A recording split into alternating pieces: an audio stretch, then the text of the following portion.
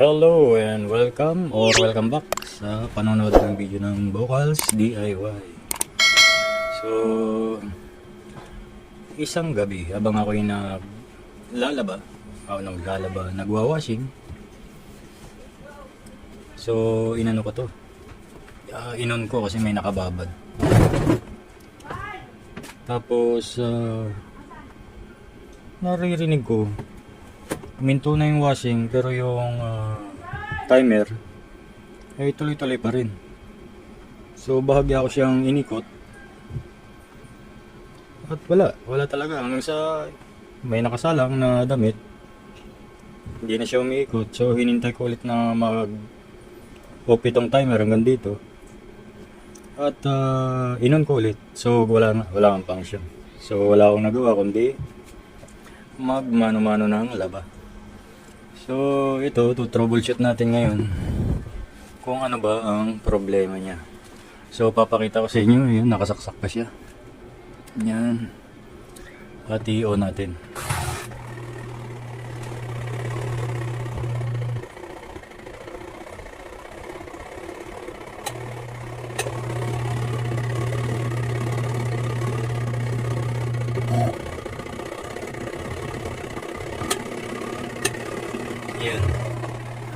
Ayun ano.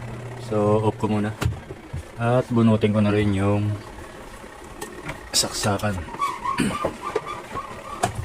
So kung naririnig nyo, gumagana yung timer, umuugong yung motor, pero hindi siya umikot. So ngayon, isaksak ulit. Saksak ulit natin yung washing. At yan, umandar pa rin yung timer. Naka-off lang siya. So i-on natin.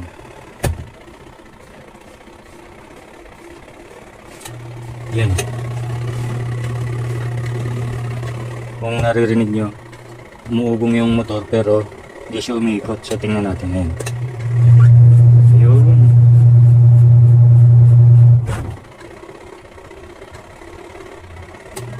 Pero pag reverse, wala na naman. So tutulungan natin. Wala. So gaganon ulit yan pag umugong. Ayan. So meron. Pag reverse, wala. So i-off na natin at i-troubleshoot na natin siya kung ano yung problema. Okay. Pagka ganong problema, ano sa palagay nyo yung problema?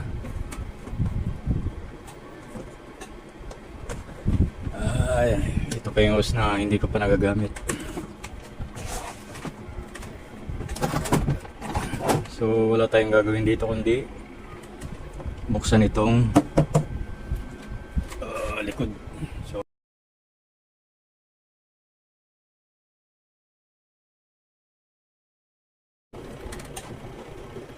So kapag ganun ang problema, tingnan muna natin itong puntaryahin natin itong capacitor.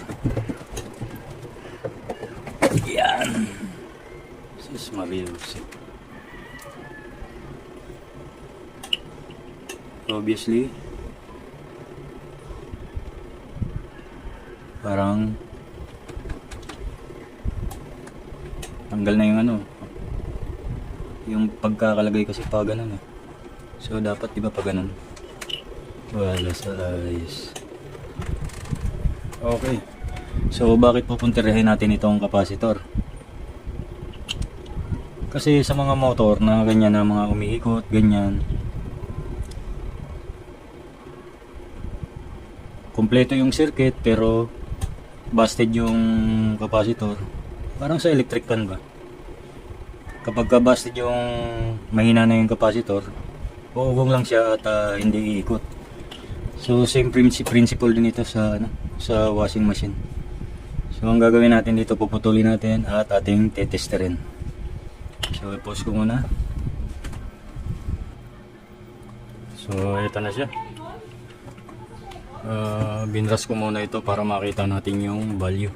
Ayan. So ang value nito ay hindi ko rin makita. Baliktad.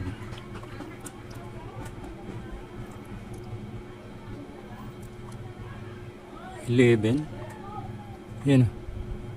11 microfarad plus 5%, 500 volt. Yan. 11 microfarad, 500 volt. So testingin natin kung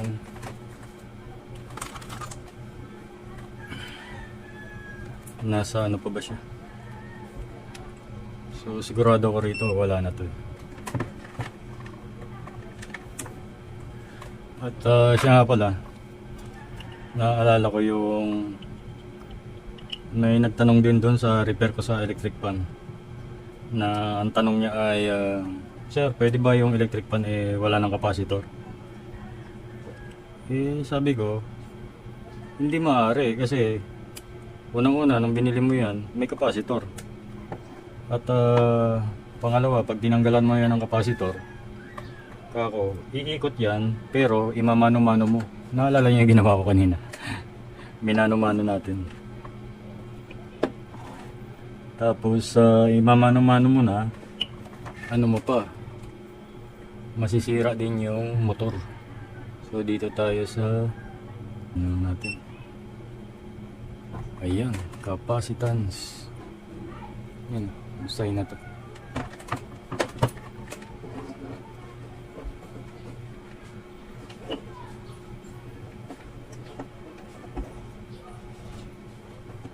Yan natin yung resulta.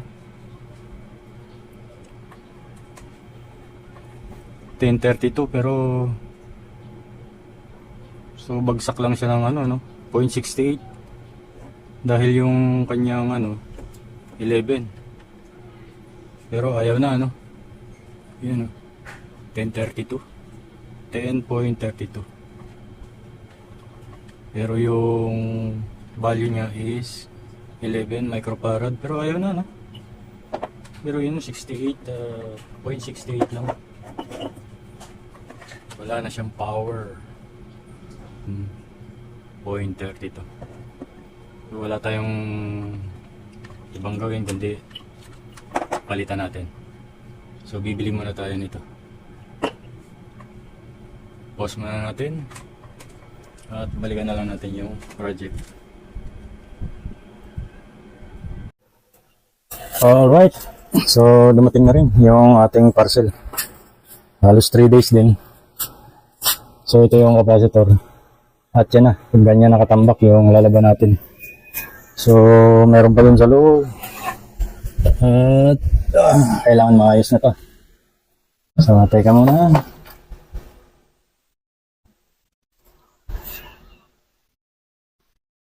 Ayan, naka-prepare na tayo. Electrical tape. So buksan muna natin to.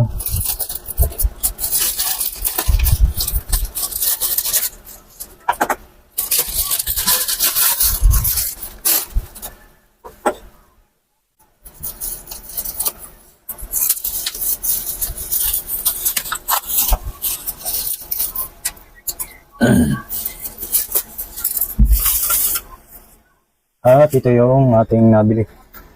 Yan o. Yan yung brand. Expert sa Shopee.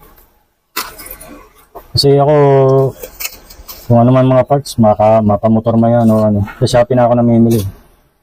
At, ayan o. 11 UF. Plus 5%. 450 volt. Yung nakaraan 550 volt, pero okay lang yan. May tolerance siya. Yung voltahe lang naman kasi natin, hindi naman umabot ng 400. Ayan. So ito ay wala naman itong ba yan? Polarity. So zoom natin. Ayan. At connect na. So bago pala natin ikabit ay testingin natin kung ano yung value niya, kung 11 microfarad ba. So, pagdikitin natin, okay, dahil nga sa bago, wala pa siyang karga.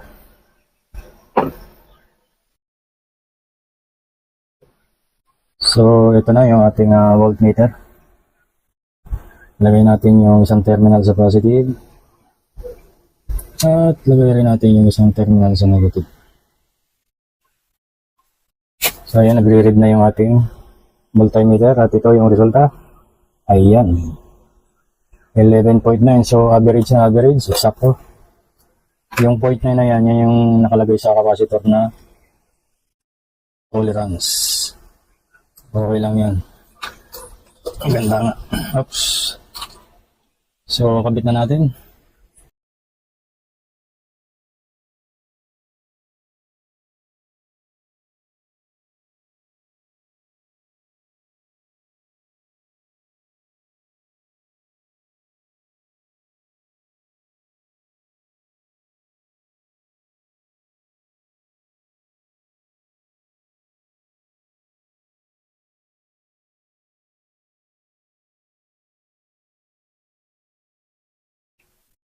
Alright, the moment of truth. So, saksak natin. Saksak na natin. Tapos, i-on natin. Timer.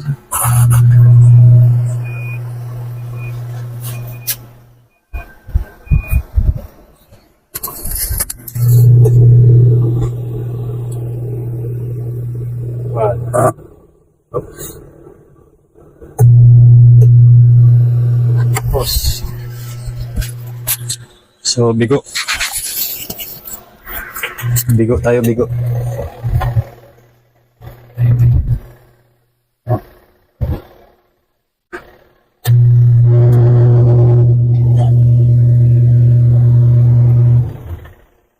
Okay yung reverse, pero yung forward, wala na. So, tayo na natin. Gamitin natin yung saksak. Palpak ang ating gawa. Ganda na sana ng pasada yun. Pero ganun talaga. So, wala na tayong dapat pagbinalaan, kundi yung itong motor mismo. So, tingnan natin. Mag-part 2 tayo para makita natin yung problema. So, ito ay step by step na pag-repair. Okay. So, palpak sa capacitor. Ang punteriya na natin ay itong motor. So, kompleto yung circuit, di ba? Nilagong yung kaso walang lakas. Okay guys, ganun talaga. Hindi lahat ng video ay success. So, open tayo rito. Magpaparto tayo. So, kapag ka nagustuhan ng video, please like the video and subscribe. Bye-bye.